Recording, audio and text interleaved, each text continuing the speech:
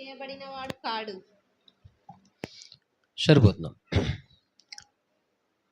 ప్రేమలో భయం ఉండదు, అంతేకాదు పరిపూర్ణమైనటువంటి ప్రేమ భయమును వెళ్ళగొట్టును. భయముతో కూడినది భయపాడు, ప్రేమయందు పరిపూర్ణము చేయబడిన వాడు కాడు. మనం చదువుకున్నటువంటి లేఖన భాగంలో నుండి నా యొక్క ధ్యానాంశం ఏమిటంటే, ప్రేమలో భయం ఉండదు, పరిపూర్ణమైనటువంటి ప్రేమ భయమును వెళ్ళగొట్టును. ఈ లేఖన భాగం మన అనేక సందర్భాలు మన ఉన్నాం. అయినను మరొకసారి అధ్యాయం చేయటం ద్వారా ప్రభు మనతో ఏం మాట్లాడుతుంటారో అని ప్రార్థనాపూర్వకంగా మనం ఆలోచించిన ఎడల ఒక కోణం మనకు అర్థం అవ్వకపోతే వేరొక కోణములో ఆయన మాట్లాడటానికి ఇష్టపడతా ఉంటారు. ఎందుచేతనంటే, మొదటి వారం చెప్పాను, ఒక వ్యక్తిని తన ఆకర్షించడం కోసం అనేక కోణములో ప్రభువైన యేసుక్రీస్తు వారు తన భక్తుల ద్వారా ఒక వాక్యాన్ని అనేక కోణంలో మాట్లాడుతూ మనకి ఏ రీతిలో అర్థమవుతుంది అని అర్థం చేసుకుని తనలోనికి తీసుకొనటానికి, తన వ్యక్తిగా లేదా తన పాత్రగా వాడుకొనటానికి, తన సొత్తుగా మనల్ని తీసుకొనటానికి ఒకే వాక్యాన్ని అనేక కోణాల్లో మాట్లాడటానికి ఇష్టపడతారని గతించినటువంటి వారంలో చెప్పబడింది. అలాగని ఈ యొక్క వాక్యం మనం ఒకసారి విని ఉన్నాం. మరొకసారి దీన్ని అధ్యయనం చేద్దాం. చదువుకున్నటువంటి లేఖన భాగంలో నుండి 2 మాటలు పొందుపరిచి ఉంటాయి. ఒకటి ప్రేమ, రెండవది భయము. ప్రేమ తరువాత అధ్యయనం చేద్దాం. మొదటిగా భయము అనేటువంటి మాటను మనం అధ్యయనం చేద్దాం. భయము అనే మాటను మనం చూసినట్లయితే, ఒక మనిషి పుట్టిన మొదలుకొని తన తుది శ్వాస వరకు కూడా భయము, అలాగే మనిషి ఇద్దరు కూడా ప్రయాణం చేస్తూ ఉంటారు. మళ్ళీ జ్ఞాపకం చేస్తున్నాను, ఒక మనిషి పుట్టిన మొదలుకొని ఊహ వస్తుంది. ఆ ఊహ వచ్చిన మొదలుకొని తన తుది శ్వాస వరకు కూడా ఈ భయం అనేది మనిషిని జతకట్టి విడవక ఎడబాయక తుది శ్వాస వరకు కూడా ఈ భయము ప్రయాణం చేస్తుంది, కొనసాగుతూ ఉంటుంది. భయము అనే మాట నాకు తెలిసినటువంటి విధానాలలో లేదా నా యొక్క జ్ఞాన పరిధిలో 2 వ్యక్తులకి భయం ఉండదు. ఎవరు అనంటే, ఒకరు మతి స్థిమితంలో ఉంటాడు. 2 వ్యక్తిగా చూసినట్లయితే ఎక్కువగా మద్యం సేవించిన వాడు ఇద్దరికి ఉండదు. ఒకవేళ ఎక్కువగా మద్యం సేవించి ఆ మద్య మత్తు కాస్తంత దిగిపోయిన తర్వాత మరలా భయపడొచ్చేమో నాకు తెలియదు, కానీ ఖచ్చితంగా మాత్రమైతే మతి స్థిమితంలో గలవాడికి భయం అనేటిది ఖచ్చితంగా ఉండదు. ఈ భయము అనేది 2 రకాలు. ఒకటి ఆత్మ సంబంధమైనది, ఒకటి భౌతిక సంబంధమైనది. ఈ యొక్క మొదటగా భౌతిక సంబంధమైనటువంటి భయం ఎలాగుంటుంది అంటే, ఒక వ్యక్తికి యవన ప్రాయం వస్తుంది. వచ్చినటువంటి ఆ యవన ప్రాయానికి కొన్ని బాధ్యతలు ఏర్పడతాయి. ఆ యొక్క బాధ్యతలు నిర్వర్తిస్తాలి అనంటే తనకు ఈ లోకంలో ధనము అనేటువంటిది ప్రాముఖ్యమైనది. ఈ ధనము అనేది మనిషికి లేకపోతే ఈ జీవితంలో ఆ మనుగడ సాగించడం అనేది వ్యక్తికి చాలా అతి కష్టమైనది. కాబట్టి కొన్ని విషయాలు అధ్యయనం చేద్దాం.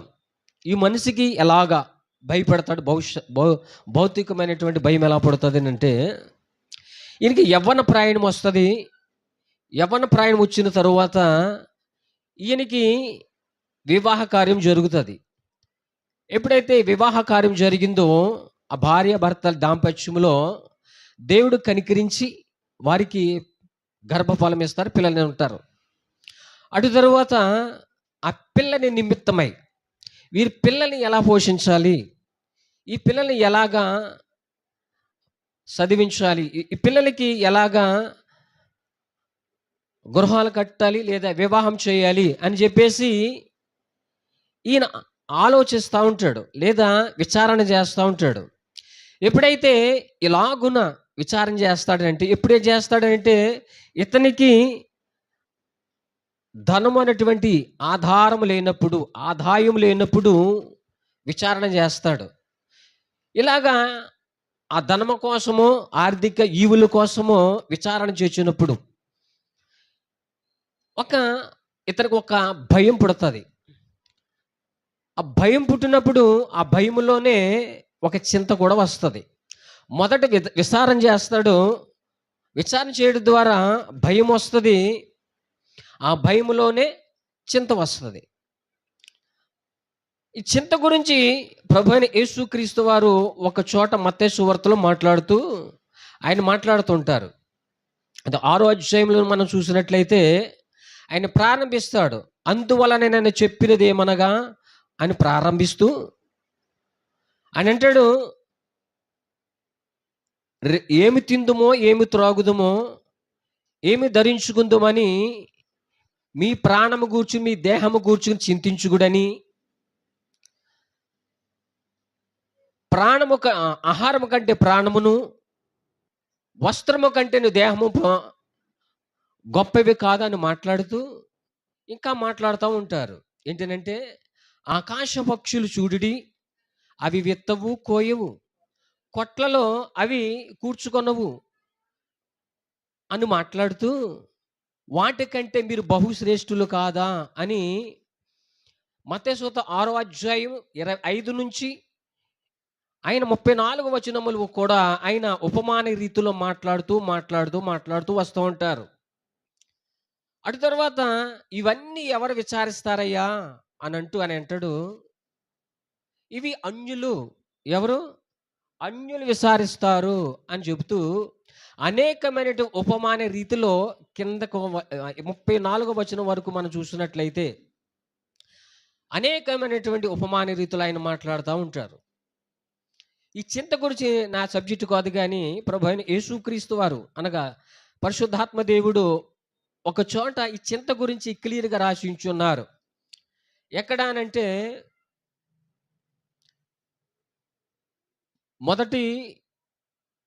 మొదటి యోహాను కాదు, మొదటి పేతురు అనుకుంటాం. మొదటి పేతురు 5వ అధ్యాయము 7వ వచనములో ఉంటుంది. మొదటి పేతురు 5:7 వచనములో అంటాడు, ఆయన మిమ్మును గూర్చి చింతించుచున్నాడు. సరిపోతుంది. ఏంటంటే, ఆయన మిమ్మును గూర్చి చింతించుచున్నాడు గనుక మీ చింత యావత్తు ఆయన మీద వేయుడి అని చెప్పేసి అక్కడ దేని వాక్యం చదివిస్తూ ఉంది. అక్కడ ఫుట్నోట్లో మనం చూసినట్లయితే, చింత అనే మాటను చూసినట్లయితే ఫుట్నోట్లో ఉంటుంది, లక్ష్యముంచుచున్నాడు అని వ్రాయబడి ఉంటుంది. అనగా లక్ష్యము అనగా గురి పెడతాడట. మన హృదయంలో ఒక తలంపు కానీ, ఒక ఉద్దేశము కానీ, ఒక ఆలోచన కానీ పుట్టిన మునిపే లేదా పుట్టిన తరువాత కూడా ఆయన మా హృదయంలో ఏమున్నదో ఆయన కంటికంట మన హృదయంలో ప్రతీది కూడా తెల్ల తేటగా కనబడతాయని మరొక చోట దేని వాక్యం చదివిస్తూ ఉంది. కాబట్టి మనము ఆయనను లక్ష్య పెట్టకపోయినా తండ్రి అయిన దేవుడు మన చింత విషయములై ఆయనంట గురి పెట్టుచున్నాడు, అంటే లక్ష్యం ఉంచుచున్నాడని దేని వాక్యం చదివిస్తూ ఉంది. కాబట్టి ఇది విచారం చేయడం వలన భయం వస్తుంది. ఈ భయం వలన చింత వస్తుంది. ఇది ఎందుకు వస్తుంది అంటే, ఒక మనిషికి ఈ భూసంబంధమైనటువంటి మనుగడ సుఖ సంతోషాలతో జీవించాలని అంటే ఆయనకి కావలసింది ఏమిటి అనంటే ధనము. ఆ ధనము మనిషికి రాకవలసిన ఆధారము కానీ ఆదాయము గాని లేనప్పుడు విచారిస్తాడు. విచారించడం ద్వారా భయం పుడుతుంది. ఆ భయములోనే ఈ చింత వస్తుంది అని దేవుని వాక్యం చదివిస్తూ ఉంది. ఇది భౌతికమైనటువంటి మొదటి మాట. ఇక ఆత్మ సంబంధమైనటువంటి మాట గురించి అధ్యయనం చేద్దాం. ఇది ఎలా ఉంటుంది అనంటే, ఈ భూప్రపంచం మీద మనుషుడు అనే వ్యక్తి ఉన్నట్లయితే, ఆ వ్యక్తి ప్రతి మనుష్యుడు అనగా ఈ భూప్రపంచం మీద ప్రతి మనుష్యుడు భయమునకు భయపడని ఏ మనుషుడు ఉండడు. అంత భయంకరమైనది ఈ భయము. మరొకసారి జ్ఞాపకం చేస్తున్నాను. ఈ భూప్రపంచం మీద మనుష్యుడు భయమునకు భయపడని మనుషుడు ఎవ్వరును ఉండడు. అంత భయంకరమైనది ఈ భయము. ఈ భయము లేకపోతే, ఈ భయం అనేది ఒక మనుషుడికి లేకపోతే ప్రతి ఒక్క మనుషుడు కూడా నరరూప రాక్షసుడైపోతాడు.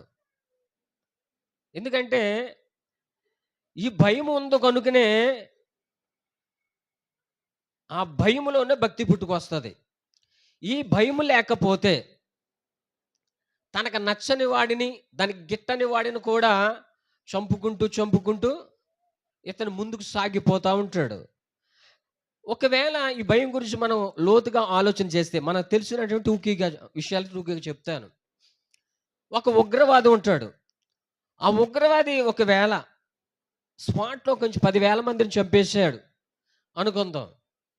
అయితే ఒకవేళ బ్రతికున్నాడు స్పాట్లో, అతను అక్కడ ఉండి పారిపోయి ఏం చేస్తాడంటే అతను కూడా దాక్కుంటాడు. ఎందుకు అనంటే నన్ను పట్టుకుని నన్ను చంపేస్తారేమని. కడిగి ఒక ఉగ్రవాది 10,000 మందిని చంపినా 1000 మంది చంపిన స్పాట్లో ఆ ఉగ్రవాదికి కూడా ఈ భయం ఉంటుంది. ఆయనకు కూడా భయమే. ఈ భయము అన్యజనులకు కూడా ఉంటుంది. అంటే అన్యజనులు అంటే ఎవరు? దేవుని ఎరగనటువంటి ప్రజలు. వారి చివరి దశలో అనుకుంటాడు, ఏమని అంటాడంటే అతని మనసాక్షిని బట్టి, నా వయసు అయిపోతుంది, నిన్న చనిపోతాను, నేను చేసిన బట్టి కర్మనో క్రియను బట్టి నా ఆత్మ నరకాగ్నికి వెళ్ళకూడదు అని ఏం చేస్తాడనంటే తనకు తెలిసిన జ్ఞానం బట్టి దాన ధర్మాలు చేస్తాడు. అంటే పుణ్యకార్యములు చేస్తాడనమాట. ఎప్పుడైతే దాన ధర్మాల ద్వారా పుణ్యకార్యములు చేశాడో చనిపోయినటువంటి ఈ వ్యక్తి నరకాగ్నిలోకి వెళ్ళకుండా, నరకంలోకి వెళ్ళకుండా తను చేసినటువంటి మంచి కార్యాల ద్వారా, మంచి ద్వారా తనను అడ్డగా ఉంచుతానంట అనుకుంటాడంట. అడ్డంగా అంటే నరకాగ్నిలోకి వెళ్ళకుండా తన మంచి కార్యాల ద్వారా రక్షించబడతాడని చెప్పేసి తన మనస్సాక్షిని బట్టి ఏం చేస్తాడనంటే అనేకమైనటువంటి పుణ్యకార్యాలు చేస్తూ ఉంటాడు. అంటే ఈయన కూడా భయం ఉంది. మరొకసారి జ్ఞాపకం చేస్తున్నాను, భయము అనేది లేకపోతే మన కూర్చున్న వారికి కూడా ఏమాత్రం కూడా భయము లేకపోతే భక్తి రాదు. అంతేనమ్మా? సర్వజనులందరూ కూడా, మానవుడు అనే వ్యక్తి అందరూ కూడా భయమునకు భయపడి తనకు తెలిసిన కోణంలో భక్తి సాధన చేస్తూ ఉంటారు. ఏది ఏమైనా కానీ మనం నరకాగ్నిలోకి వెళ్ళకూడదు. మనం మన భాషలో అయితేనేమో పరలోకం, అన్యులైతేనేమో స్వర్గం వెళ్ళాలని ఈ భయం గురించి భయపెడతా ఉంటారు. సరే, ఒకటేమో భౌతిక సంబంధమైనటువంటి ఒక భయం అయితే, రెండవది ఆత్మ సంబంధమైన భయము. భయము ఏ భయమైనా సరే, ప్రాణభీతి అయినా సరే, రోగ భయమైనా సరే, అది ఏ భయమైనా సరే, అసలు ఈ భయం ఎక్కడి నుంచి పుట్టుకొచ్చింది అధ్యాయం ఈరోజు. ఈ భయము ఎక్కడి నుంచి ప్రారంభమైంది అనంటే ఆదికాండము 3వ అధ్యాయము 9వ వచనం చదివి సహాయం చేయండి. ఆదికాండము 3వ అధ్యాయము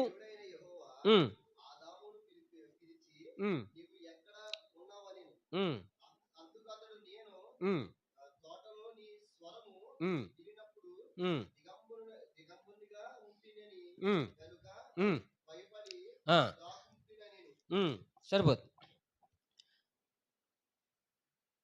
ఏంటంటే దేవుడైనటువంటి యెహోవా ఆదాముని పిలిచి, నీవు ఎక్కడ ఉన్నావు అనిను. అందుకతడు, నేను తోటలో నీ స్వరం వినినప్పుడు దిగంబరిగా నుంటినని గనుక భయపడి దాక్కుంటిని అనెను. ఇక్కడ చదువుకున్నటువంటి ఈ మాటలో సుస్పష్టంగా అర్థమవుతా ఉంది.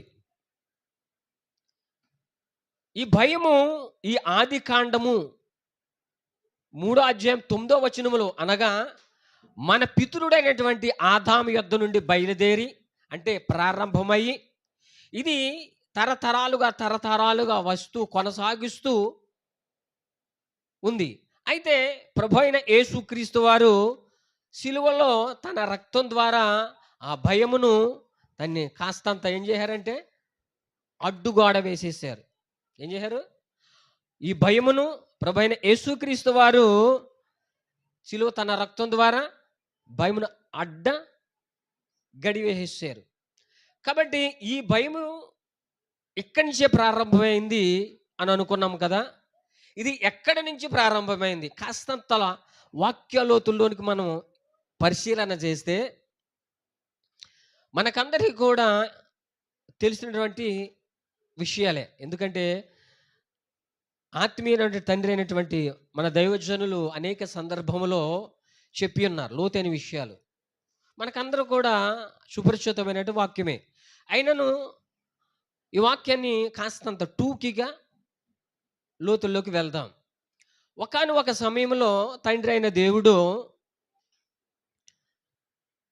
ఆదాము యొద్దకి అనేక భూ సంబంధమైనటువంటి జంతువులను, ఆకాశ పక్షులను ఆదాము యొద్దకు తీసుకువచ్చి ఆదాముతో అంటాడు, ఆదామా, నీవు ఈ వీటికి నీవేం పేర్లు పెడతావో పెట్టు, వాటిని నేను స్థిరపరుస్తాను అని చెప్పేసి అన్నప్పుడు ఆదాము గారు ఏం చేస్తారు అని అంటే,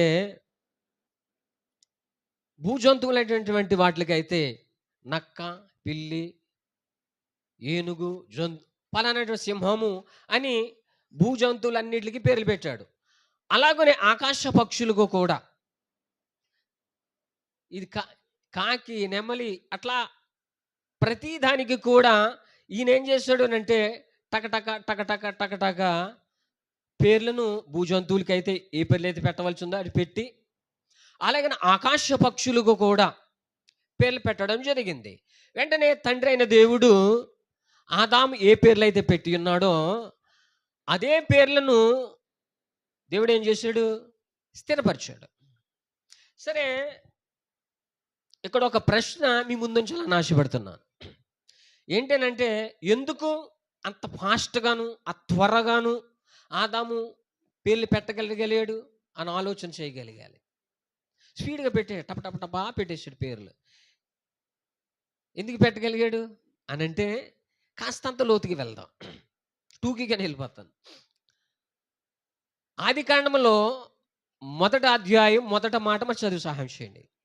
ఆది కాండము దేవుడైన యెహోవా, చదువు సరిపోదాం. మొదట మాట మొదట లైన్, ఆది యందు దేవుడు భూమి ఆకాశమును సృజించెను. సరిపోతుంది మొదటలే మాట. ఈ మాట మనకు అర్థమవుతే చాలా మట్టుకి అర్థమవుతుంది. టూకీగా చెప్తాను. ఆది యందు దేవుడు భూమి ఆకాశమును సృష్టించాడు అనగా ఇది మొదటి సృష్టి. ఈ మొదటి సృష్టిలో సూర్యుడున్నాడు, చంద్రుడున్నాడు, నక్షత్రాలు ఉన్నాయి. అలాగనే ఆ మొదటి సృష్టిలోనే జంతువులు ఉన్నాయి, ఆకాశ పక్షులు ఉన్నాయి, సమస్తము కూడా అన్నీ ఉన్నాయి. సరే, ఇది ఇలా ఉండగా సైన్యములకు అధిపతియగు యెహోవా సన్నిధిలో ఒక దూత ఉంది. అదేం చేసింది అనంటే, దేవుని కంటే తన సింహాసనమును పైనేసుకుందామని తన హృదయములో ఆలోచించినప్పుడు అది గ్రహించినటువంటి సైన్యములకు అధిపతి యెహోవా తన యొక్క దేవుని యొక్క సన్నిధిలో త్రోసివేయగా ఇది సరాసరి వచ్చి దూతలను సైన్య సమూహము కూడా మొదటిలో సృష్టించినటువంటి ఆ సృష్టినంతటి మీద పడగా అది మొదటి సృష్టి ఏమైందంటేనంటే సర్వనాశనం అయిపోయింది. అప్పుడు ఏం చేశాడు దేవుడు అనంటే, ఎప్పుడైతే ఆ సృష్టి నాశనం అయిపోయిందో చీకటి దాన్ని కమ్ముకుంది. చీకటి దానికి ఇంకేమి కనబడటంలే. ఈ విషయాన్ని మనకు కాస్తంత అర్థం అవ్వడానికి ఒక మాట చెబుతాను. కొత్త నిబంధనలో లాజరు చనిపోయిన 4వ దిన ఆయన భూస్థాపితం చేసేశారు. ప్రభువైన యేసుక్రీస్తు వారు ఆ సమాధి వద్దకు వెళ్ళి ఇలా పలుకుతారు, లాజరు లే అని తన యొక్క మాట చేత పలికినప్పుడు లాజరు ప్రేత వస్త్రములతో చుట్టబడిన వాడై ఆయన భూమిలో నుండి లేచి బయటకు వస్తాడు. మనకందరికీ కూడా తెలిసినటువంటి విషయమే.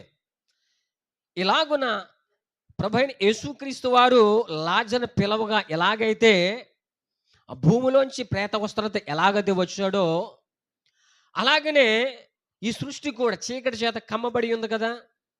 అప్పుడు ప్రభువైన యేసు తండ్రి అయిన దేవుడు తన యొక్క మహత్యమైన మాట చేత పలకగా ప్రతి మాటను చూసినట్టే పలికెను పలికెను పలికెను అని ఉంటుంది చూసినట్లయితే. అలాగా 1, 2, 3, 4, 5, 6 దినాలలో కూడా ఆయన యథాస్థితిగా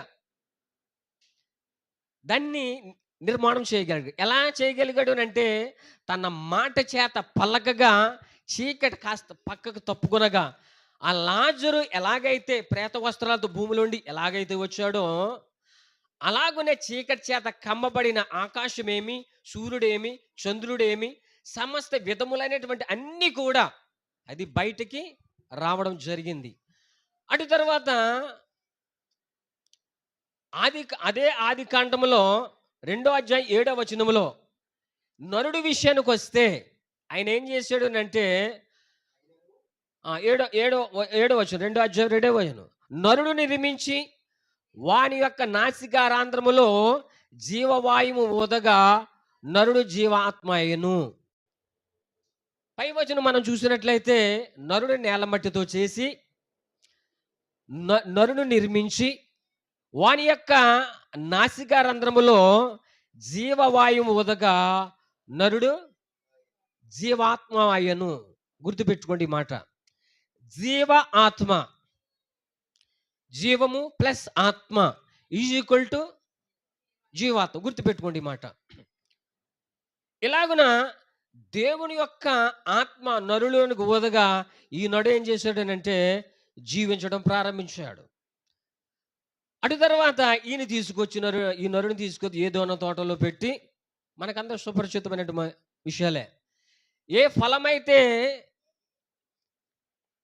తినొద్దన్నాడో ఆ ఫలను సాతాను ద్వారా కుయుత్తు ద్వారా తినడం జరిగింది. దానికి ముందు ఏం జరిగింది అని అంటే మనం లేఖనంలోకి వెళ్తాం. నీకు మాట మీకు జ్ఞాపం చేస్తాను. ఏంటి ఈ యొక్క ఏవి మన జంతువునికి ఎలా పేర్లు పెట్టగలిగాడు అని అంటే దేవుని యొక్క ఆత్మ ఇనులో ఉంది కనుక ఇక్కడ ఆయన ఆత్మ ఆయన నరుని నాసికారాంధ్రములో జీవవాయువు ఉదగా నరుడు జీవాత్మయను అని ఉంది. కాబట్టి దేవుని యొక్క ఆత్మ ఈయనలో ఉంది కనుక గుర్తుపెట్టుకోండి, దేవుని యొక్క ఆత్మ ఈయనలో ఉంది కనుక మొదటి సృష్టిలో ఏమైతే జంతువులు ఉన్నాయో, ఏ జంతువులకి ఏ పేర్లు అయితే ఉన్నాయో ఆ పేర్ని దేవుని యొక్క ఆత్మలో ఉండి ఆయన చూసి ఇక్కడ పెట్టగలడం జరిగింది. అర్థమవుతుందమ్మా? తరువాత ఏం జరిగింది? ముందుగా మాట్లాడుకున్నటువంటి మాటల్లో సాతాను ద్వారా మోసపరచబడి దేవుని యొక్క ఆత్మ పోగొట్టుకున్నాడు. దేవుని యొక్క ఆత్మ వెళ్ళిపోయింది. ఇంతకుముందు దేవుని ఆత్మ ఈయనలో ఉందో కనుక మొదటి సృష్టిలో ఏమైతే ఉన్నాయో అలా వాటికి ఏదైతే పేర్లు ఉన్నాయో ఆ పేర్లు పెట్టగలిగి ఉన్నాడు. దేవుడు ఏ పండైతే తినవద్దు అని ఆజ్ఞ ఇచ్చి ఉన్నాడో ఆ ఫలమును తిని ఈయన ఏం చేశాడంటే దేవుని యొక్క ఆత్మను పోగొట్టుకున్నాడు. మీరు ఎలా చెప్పగలుగుతున్నారు అని అంటే రుజువు చూద్దాం. మొదటి కొరింథీయుల రాసిన పత్రిక 15వ అధ్యాయము 45వ వచనములు చూద్దాం. మొదటి కొరింథీయుల రాసిన పత్రిక 15వ అధ్యాయము ఆ, ఉమ్, ఉమ్, ఉమ్, రాయబడింది. సరిపోతుంది. ఏంటంట? ఆదాము మొదట మనుషుడు జీవించి ప్రాణి ఆయను అని వ్రాయబడి ఉంది. అంటే ఇక్కడ ఏం జరిగింది అని అంటే, ఎప్పుడైతే ఈ పండు తిన్నాడో, దేవుడు తినవద్దని పండు తిన్నాడో, దేవుని ఆత్మ వెళ్ళిపోయింది. ఇంకేం మిగిలింది అయ్యా అంటే కేవలం ప్రాణి మాత్రమే మిగిలి ఉన్నాడు. ఎప్పుడైతే దేవుని ఆత్మ వెళ్ళిపోయిందో, కేవలం ప్రాణం మాత్రం ఉందో, ఈ మూల పాఠంలోకి వద్దాం. ఏది? ఆదికాండం 3:9 వచనంలో చూసినట్లయితే, నీ స్వరం వినినప్పుడు దిగంబరిగా నుంటిని గనుక భయపడి దాక్కుంటున్నా నేను. ఎప్పుడైతే దేవుని యొక్క ఆత్మ ఎగిరిపోయిందో, సాతానుగాడి యొక్క ఆత్మ ఈ మనుషుడి మీదకి వచ్చింది. ఎప్పుడైతే దేవుని ఆత్మ వెళ్ళిపోయిందో, దేవుని యొక్క సాంగత్యము వెళ్ళిపోయింది. ఎప్పుడైతే దేవుని ఆత్మ వెళ్ళిపోయిందో, ఇక్కడ సాతాను యొక్క ఆత్మ వచ్చి ఏం చేసిందంటే, రక్షణ వస్త్రం లేదా మహిమ వస్త్రం పోయి దిగంబరిగా చేసేసింది. అందుకు నీ స్వరము వినినప్పుడు నేను దిగంబరిగా నుంటినని భయపడి దాక్కున్నానని చెప్పేసి దేని వాక్యం చలవిస్తూ ఉంది. ఇక్కడ ఈ భయపడినటువంటి లేదా ఎప్పుడైతే ఆ యొక్క సాతానుడి యొక్క ఆత్మ వచ్చేసిందో, ఇక భయము ఇక్కడి నుంచి ప్రారంభం జరిగింది. ఇది ఎంతవరకు అయ్యానంటే, మొదటగా మనం మాట్లాడుకున్న విధానంలో తరతరాలుగా అది యేసు ప్రభువు వారి సిలువలో దాన్ని బంధించే వరకు కూడా ఇది తరతరాలుగా వచ్చి ఉన్నది. గనుక ఈ పరిశుద్ధ గ్రంథములో ఒక ఆయన ఉన్నాడు. ఆయన దేవుడు అంటే ఆయనకి పడదు, క్రైస్తవులు అన్నాడు. అటువంటి ఆ భక్తుడు అంటాడు, ఏమంటాడంటే, అతనికి దేవుడు అంటే అసలు తెలియదు. అతను క్రైస్తవులను దేవుని ఎరుగునటువంటి వారిని అందరిని కూడా హింసించేవాడు. అటువంటి ఆయన ఏం చేశాడనంటే, తన పత్రికలో తెలియజేస్తున్నాడు. ఏమంటాడంటే, అయ్యా, నీ బాబు లేదా నీ పితరులు, నీ యొక్క తాత భయపడ్డాడు, ఇక ఎప్పుడు ఎన్నడూ కూడా భయపడతానికి వీల్లేదయ్యా అని చెప్తూ మాట్లాడుతున్నాడు తన పత్రికలో.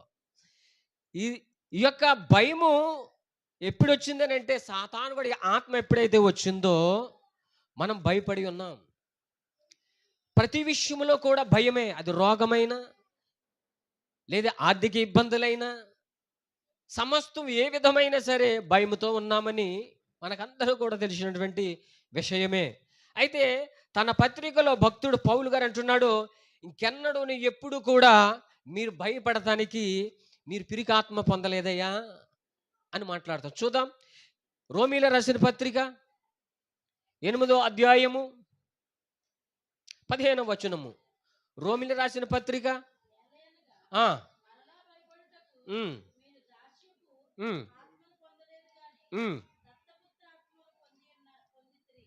సరిపోద్దమ్మా. ఇటట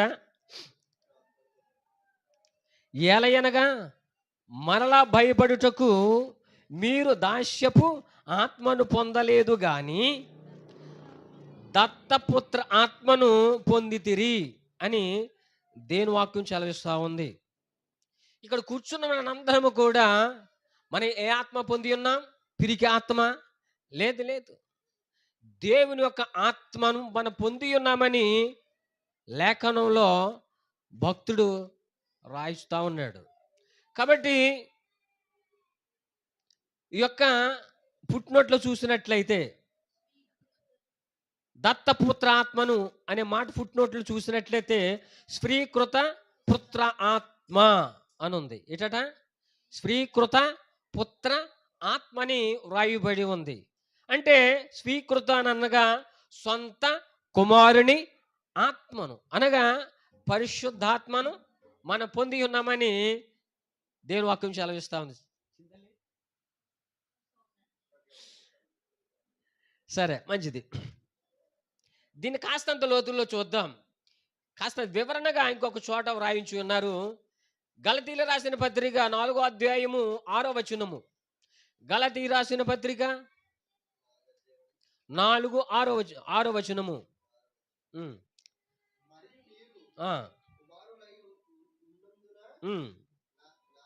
నాయన తండ్రి అని మొర్రపెట్టుటకు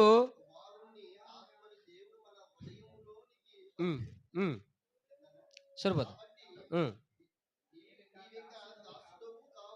సరిపోతుంది. కుమారుడివే. అక్కడేముందండి పుట్టినట్లో స్వీకృత పుత్రాత్మ అనగా సొంత కుమారుని ఆత్మని అనుకున్నాం. సరే, ఇక్కడ సుస్పష్టంగా రాయబడి ఉంది, తన కుమారుని ఆత్మను దేవుడు మన హృదయములోనికి పంపెను. కాబట్టి నీవిక దాసుడువు కావు, కుమారుడవి అని దేవుని వాక్యం సెలవిస్తూ ఉంది. ఎందుకని అనంటే ఇంతకుముందు దేవుని యొక్క ఆత్మ వెళ్ళిపోవటం ద్వారా మనలోకి ఏమొచ్చింది అనుకున్నాం? సాతానుగడు ఆత్మ వచ్చింది. సాతానుగడు ఆత్మ అనగా పిరిక ఆత్మ. పిరిక ఆత్మ ఎప్పుడైతే వచ్చిందో మనకి దాస్యత్వంలోనికి వెళ్ళిపోయాం. ఎప్పుడైతే దాస్యత్వంలోనికి వెళ్ళిపోయామో, ఒక ఉదాహరణ అర్థం అవడానికి ఒక మాట చెబుతాను. ఒక యజమాని దగ్గరికి కూలి పనికి వెళ్ళాం. వెళ్ళిన తర్వాత ఉదయం మొదలుకొని సాయంత్రం వరకు కూడా ఆ యజమానికి ఏం చేస్తుంటాం? భయపడుతూ పని చేస్తూ ఉంటాం. అలాగనే ఇక్కడ కూడా సాతాను యొక్క ఆత్మ ఎప్పుడైతే వచ్చిందో, పిరికి ఆత్మ వచ్చింది కనుక నిత్యము కూడా మనం ఏం చేస్తున్నాం అంటే భయపెడుతున్నాం ప్రతి విషయంలో. అందుకనే పౌలు భక్తుడు ఏమంటున్నాడంటే, మరలా నువ్వు భయపడుటకు సాతానుగడ ఆత్మ పొందలేదయ్యా, దేవుని యొక్క ఆత్మని నేను పొంది ఉన్నాం కాబట్టి అది మన హృదయంలోనికి పంపి ఉన్నాడు. కాబట్టి మనము ఎవరమంటే దాస్యత్వంలో లేము. ఎవరు దాస్యత్వం లేము? సాతాను యొక్క దాస్యత్వంలోనికి లేము. కాబట్టి నీవిక దాసుడు కావు, కుమారుడివి. కుమారుడు అయితే దేవుని ద్వారా వారసుడు అని దేవుని వాక్యం సెలవిస్తూ ఉంది. కాబట్టి ప్రియ దేవుని సంగమా, మనమందరము కూడా ప్రతి విషయంలో కూడా భయపడుతూ మనం ముందు కొనసాగుతూ ఉంటాం. కాబట్టి దేవుని యొక్క లేఖనం ఏం సెలవిస్తూ ఉంది అనంటే, దేవుని యొక్క ఆత్మ పొంది ఉన్నాము కాబట్టి నీవు నేను కూడా భయపడటానికి వీల్లేదయ్యా అని దేవుని వాక్యం సెలవిస్తూ ఉంది. కాబట్టి మరొక చోట సుస్పష్టంగా ఇది దేవుని యేసుక్రీస్తు వారి యొక్క ఆత్మని మరొక చోట సెలవిస్తూ ఉంది. రోమిలి రాసిన పత్రిక 8వ అధ్యాయం 9వ వచనంలో అంటాడు, ఎవడైనను క్రీస్తు ఆత్మ లేని వాడైతే వాడు కాదని దేవుని వాక్యం సెలవిస్తూ ఉంది. ఇక్కడ సుస్పష్టంగా అర్థమవుతుంది, దేవుని యొక్క కుమారుని ఆత్మను మనం పొంది ఉన్నామని లేఖనం సుస్పష్టంగా సెలవిస్తూ ఉంది. ఈ యొక్క యేసుక్రీస్తు వారికి ఈ యొక్క ఆత్మ ఎలా వచ్చింది అనే మాటను ఒక్కసారి టూకీగా చెబుతాను. ఆయన అంటాడు ఒక చోట లోకాసువార్త 3వ అధ్యాయం 23వ వచనంలో ఆయన అంటాడు, చివరి మాటగా తండ్రితో మాట్లాడుతూ ఉంటాడు, అయ్యా మీరిచ్చినటువంటి ఆత్మ ద్వారా ఆదాము మొదలుకొని మలాకి గ్రంథం వరకు కూడా విశ్వాసులున్నారు, విశ్వాస వీరులున్నారు, భక్తులున్నారు, ప్రవక్తులున్నారు. వీరెవ్వరూ కూడా ఆ ఆత్మ ద్వారా జయించలేక మరణానికి సలాము కొట్టి గులాములు అయిపోయి మరల ఎన్నడూ ఎప్పుడు కూడా ఆయన మట్టిలోంచి తిరిగి లేవలేదయ్యా అని తండ్రితో మాట్లాడుతూ చివరికి ఏమంటాడనంటే, తండ్రి మీరు ఏ ఆత్మ అయితే నాకు ఇచ్చి ఉన్నారో అదే ఆత్మ ద్వారా నేను పాపమును శాపమును అన్నిటిని కూడా నేను జయించి ఇదిగో అని లూకా సువార్త 23వ అధ్యాయము 46లో అంటాడు ఆయన, ఏమంటాడు? తండ్రి గొప్ప గొప్ప యేసు గొప్ప శబ్దం కేక వేసి, చదవండమ్మా. కేక వేసి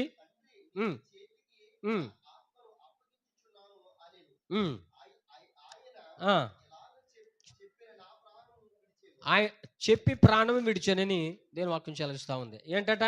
తండ్రి, నా ఆత్మను నీ చేతకి అప్పగించుకొనుచున్నానని చెప్పేసి ఈ మాటలన్నిటిని కూడా ప్రభు అయిన యేసుక్రీస్తు వారు చెప్పి, చివరగా ఈ మాట చెప్పేసి యేసుక్రీస్తు వారు ఆ ఆత్మను తండ్రికి అప్పగించుకున్నారు. ఎప్పుడైతే యేసు ప్రభు వారు తండ్రికి ఇచ్చిన ఆత్మను తండ్రి అయిన దేవుడు ఏం చేశాడంటే అలాగ పట్టుకుని ఏం చేశాడనంటే, ప్రపంచ దేశాలందరికీ కూడా మానవులకి ఒక వాగ్దానం ఉంది, అట్లా పట్టుకున్నాడు దాన్ని. ఆ వాగ్దానం ఏంటయ్యానంటే యోవేలు 2:28 అంటాడు, అంత్య దినములందు నా ఆత్మను మనుషులందరి మీద కుమ్మరిస్తాననేటువంటి వాగ్దానం ఉంటుంది. ఆ వాగ్దానము కొరకు తండ్రి అయిన దేవుడు అట్లా పట్టుకుని, యేసుక్రీస్తు వారి ఆత్మ అట్లా పట్టుకుని, యేసుక్రీస్తు వారు మరణించి తిరిగి లేచి తన శిష్యులకి కనబడుతూ అనేక విషయాలు మాట్లాడుతూ చిట్ట చివరి క్షణాలలో ఆరోహణం అయిపోతారు. ఇంకా చిట్ట చివరి క్షణాలలో ఆ యొక్క శిష్యులకి మాట్లాడుతూ మాట్లాడుతుంటారు. అపోస్తుల కార్యము 1వ అధ్యాయము 4వ వచనములో ఆయన మాట్లాడుతూ అంటారు, ఆయనకి శిష్యులు కనబడుతూ ఏమంటారనంటే, ఆయన వారిని కలుసుకుని ఇలాగ ఆజ్ఞాపించెను, మీరు యెరూషలేము నుండి వెళ్ళక నా వలన వినిన తండ్రి యొక్క వాగ్దానము కొరకు కనిపెట్టుడి. యోహాను నీళ్లలో బాప్తిజం ఇచ్చెను గాని కొద్ది దినములలోగా మీరు పరిశుద్ధాత్మలో బాప్తిజం పొందిదరనెను. ఈ మాట తన శిష్యులకి చెబుతారు. వినినటువంటి ఆ శిష్యులు ఏం చేస్తారు అంటే, విని పెంతెకోస్తు దినమునందు ఏక మనసుతో ఏకాత్మతో మేడగదులు ఉన్నప్పుడు పరిశుద్ధాత్మ చేత నింపబడతారు. అప్పుడు యేసు ప్రభు వారు ఇచ్చినటువంటి ఆత్మ తండ్రి పట్టుకున్నాడు కదా, యోవేలులో ఇచ్చినటువంటి ఆ వాగ్దానం అపోస్తుల కార్యం 2వ అధ్యాయములో తండ్రి అయిన దేవుడు ఏం చేశాడు అంటే ఆ వాగ్దానమును నెరవేర్చుకున్నాడు. అయితే ఈ భయము పోయింది. ఈ భయము తన శిష్యులకి నిత్యం ఉండేది. 1-2 సందర్భాల్లో మనం చూసినట్టు చాలా సందర్భాలు ఉంటాయి. యేసు ప్రభు వారిని బంధించినప్పుడు తన శిష్యులు ఏం చేశారంటే యేసు ప్రభు వారిని విడిచిపెట్టారు. ఎందుకు విడిచిపెట్టారు అని అంటే ప్రాణ భయముతో విడిచిపెట్టారు. చెదిరిపోయారు, ఆయా ప్రాంతానికి వెళ్ళిపోయారు భయము చేత. ఎప్పుడైతే ఈ పరిశుద్ధాత్మ చేత నింపబడి ఉన్నారో వారు మరలా ఏం చేశారనంటే ఆత్మ పొందుకుని సువార్త దేశాలు తిరుగుతూ సువార్తను ప్రకటిస్తూ ఉండేవారు. అటువంటి తరుణంలో ఈ యొక్క ధైర్యపు ఆత్మని వీరు పొందుకున్నారు. పరిశుద్ధాత్మ యొక్క ఆత్మని ఎప్పుడైతే పొందుకుని ఉన్నారో వీరిలోకి ఏమొచ్చింది? ధైర్యం వచ్చింది. ఇంతవరకు ఎట్లా ఉన్నారు? భయముతో ఉన్నారు. అంతటిని కూడా భయమే, ఏక భయమే. భయములో తేడా తమ్యమేమి లేకుండా భయపడతా ఉన్నారు. ఎప్పుడైతే యేసు ప్రభు వారు పరిశుద్ధాత్మ చేత తన శిష్యుల ఆత్మ గురించి చెప్పి ఉన్నారో,